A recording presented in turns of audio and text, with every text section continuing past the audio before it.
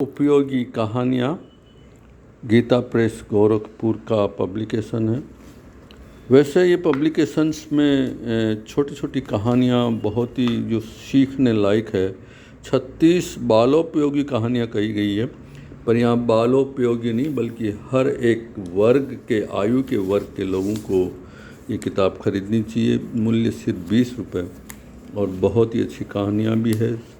मैंने बार बार इसको पढ़ता भी हूँ। एक कहानी आज आपको कोई सी भी मैं सुनाता हूँ। विषय सूची में 36 कहानियाँ दी गई है, भला आदमी उपयोगी कहानियाँ। तो सुनिए। एक धनी पुरुष ने एक मंदिर बनवाया। मंदिर में भगवान की पूजा करने के लिए एक पुजारी रखा। मंदिर के खर्च के लिए बहुत सी भूमि, खेत और बगीचे मंदिर के नाम लगाए। उन्होंने ऐसा प्रबंधन किया कि जो मंदिर में भूखे, दीन दुखी या साधु संत आवे वे वहाँ 2-4 दिन ठहर सकें और उनके भोजन के लिए भगवान का प्रसाद मंदिर से मिल जाया करे। अब उन्हें एक ऐसे मनुष्य की आवश्यकता हुई जो मंदिर की संपत्ति का प्रबंध करे और मंदिर के सब कार्य को ठीक ठाक चलाता रहे, यानी मैनेजर की। बहुत से लोग उस धनी पुरुष के पास आए। वे लोग जानते थे कि यदि मंदिर की व्यवस्था का काम मिल जाए तो वेतन अच्छा मिलेगा, लेकिन उस धनी पुरुष ने सबको लौटा दिया। सबसे कहता था, मुझे एक भला आदमी चाहिए, मैं उसको अपने आप छांट लूँगा। बहुत से लोग मन ही मन उस धनी पुरुष को गालियाँ भी देते थे। बहुत से लोग मूर्ख, पागल कहते थे, लेकिन वह धनी पुरुष किसी भी बात पर ध्यान नहीं देता था। जब मंदिर के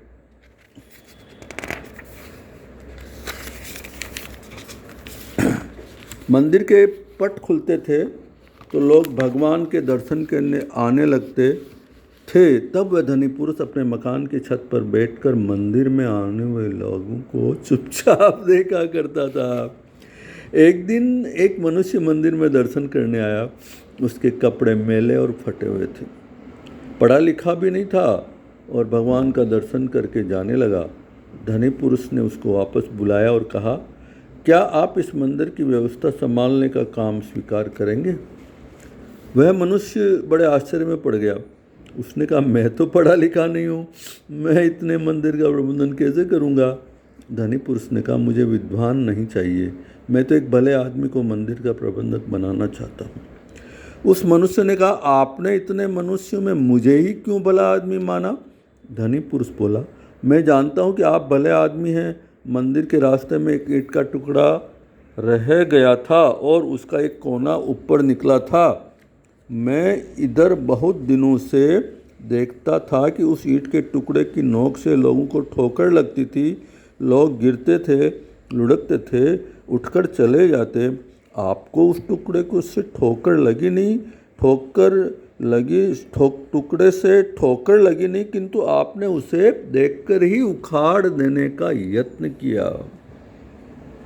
आपको उस टुकड़े से ठोकर लगी ही नहीं, किंतु आपने उसे देखकर उखाड़ देने का प्रयत्न किया।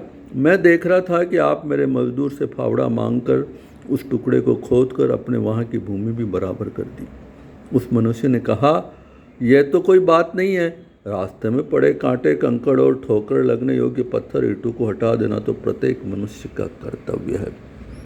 धनी पुरुष ने कहा, अपने कर्तव्य को जानने और पालन करने वाले लोग ही भले आदमी होते हैं। अपने कर्तव्य को जानने और पालन करने वाले लोग ही भले आदमी होते हैं। वह मनुष्य मंदिर का प्रबंधक बन गया। उसने मंदिर का बहुत सुंदर प्रबंधन किया। तो सीखने वाली बात कन्वे कर दी गई है। अब इच्छा और स्वेच्छा आपकी है कि आप कर्तव्य को जानने और पालन करने में कितने सटीक उतरते हैं।